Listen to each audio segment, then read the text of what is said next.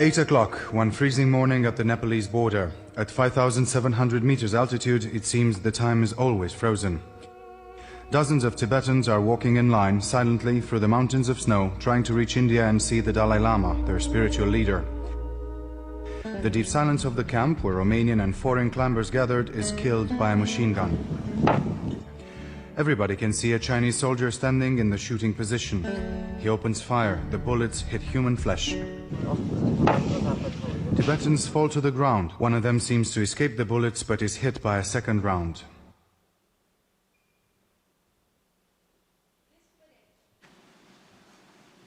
This footage was taken in 2006 from where thousands of Tibetans once escaped on foot over the Himalayas into Nepal, then India. Now, because of high-tech surveillance methods, only a few make it through the increased Chinese patrols, even on the highest windswept passes. The international community, including government representatives, journalists, aid agencies, they can't enter Tibet, and Tibetans inside of Tibet are not able to leave. For a Tibetan in exile like me, I can't go back home, nor can I have contact with my family members back home. The Chinese government has, by design, locked Tibet down to a point that for the past few years, Tibet has been ranked the least free place for political and civil liberties by human rights watchdog Freedom House.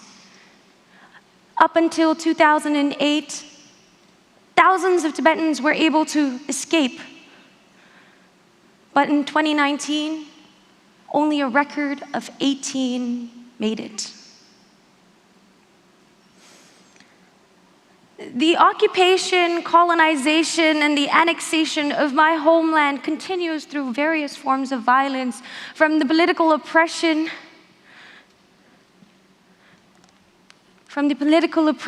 to the social and economic discrimination, the religious and cultural suppression, environmental destruction. Millions of Tibetan nomads have been displaced and forced into isolated homes with little to no access for a viable livelihood. And 80% of Tibetan children, some even as young as 4 years old, are being stripped away from their parents and are being forced to attend colonial state-run boarding schools.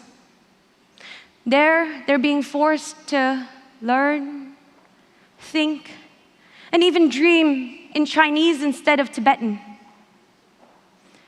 Such political indoctrination is truly a cradle-to-grave system,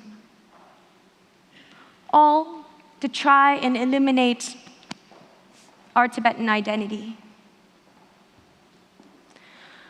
The very Tibetan identity, while growing up, I couldn't make sense or grasp because of the pain and experiences of being displaced not once, not twice, but multiple times, and having transnational families. My grandparents fled from the Chinese regime in 1959, along with 80,000 other Tibetans that followed our spiritual leader, His Holiness the Dalai Lama, into exile. And for me, I was born in South India as a stateless refugee. And within our settlement camps, there was often a saying, whenever a young one dreamt big and said things like, someday I'm going to become a world leader, or a beacon of hope, community members actually reminded us that there was a big R on our forehead. That R stood for refugee. Despite living in privilege compared to our relatives back home, opportunities and resources were still limited. And I got a stark reminder of my identity in 2019 when I ran to become my university's student president. There was a petition signed by 11,000 signatures within days saying that I didn't deserve to run because of my Tibetan spirit. I received thousands of threats, most likely crafted by the Chinese embassy, of course. But there were death threats, rape threats. They'd constantly surveil me, take pictures, sometimes even follow me into the washrooms. But one thing that still to this day gets me choked up thinking about is reading personal messages that said, "Your mom is dead." I remember having to call my mother in the middle of the day, checking in on her, but telling her everything was fine on my end. Because even in exile, they have come to silence us. The Chinese government spends billions of dollars annually to try and control and infiltrate our communities, to try and intimidate us, to try to sell their narrative and their propaganda, and to silence our calls for freedom. However, that only adds to the constant reminders that I have of my responsibility and duty as not just as a Tibetan, but as a global citizen, to continue the work that we do, to continue to love, care, and strive for a world where every one of us is free. How can Beijing be allowed to host the Olympics, given that they are committing genocide against the Uyghurs,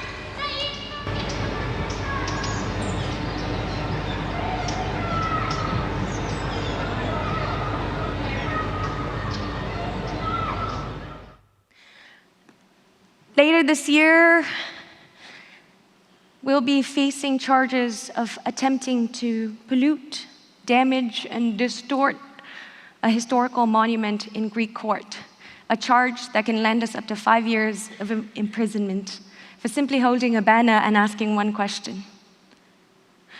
When in reality, the destruction of an historical monument actually happens inside of Tibet every day. After this protest, we spent 3 days and 2 nights in jail, but ultimately we got to return home. Unlike Yishi Chodun, who is a retired medical doctor and is still to this day detained for protesting the 2008 Olympics. Lhamo, who actually died in prison for sending money to her relatives abroad. And thousands of other prolific Tibetans, such as Gosharab Gyatsola, who are imprisoned for peacefully expressing their views. They didn't get to go home. Neither did Argendun Chukyingima, who is the world's youngest political prisoner at the age of 6 and has not been seen for 27 years, our beloved Panchen Lama. Even those who don't live in prison walls, they live in an open-air prison. And Tibetans inside of Tibet have resorted to self-immolation, an act of burning oneself on fire, calling for 2 things. 1, the return of His Holiness the Dalai Lama, and 2, basic human rights. It's been 63 long years since my people have been home.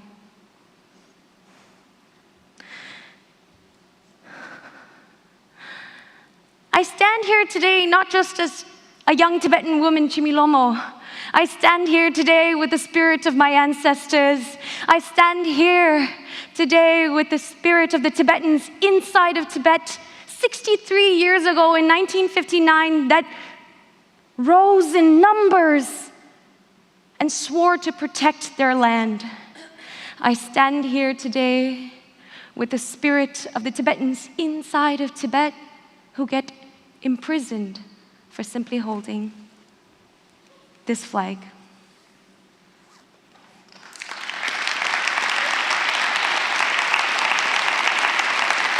So remember that big R on my forehead?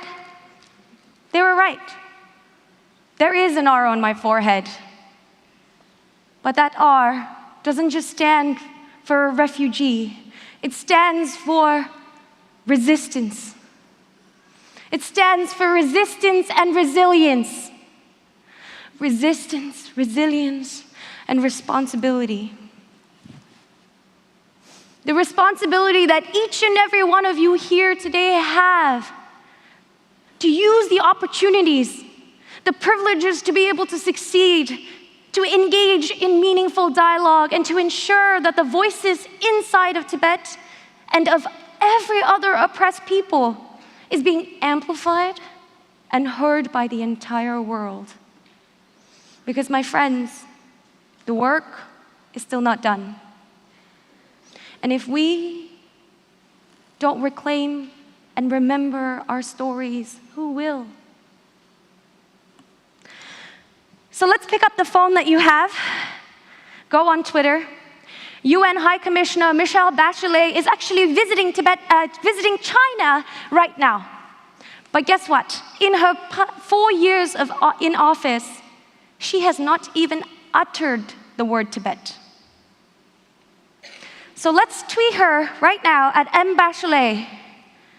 Call on her to break her silence on Tibet. Ask about the colonial state-run boarding schools, and ask about the whereabouts of our Panchen Lama. To the leaders that are present here, invest in your youth. Invest in the youth that are present here today. Invest in the youth in this world. Because look around. The champions of change are right beside you. We are here and we're ready. So together, let's rise.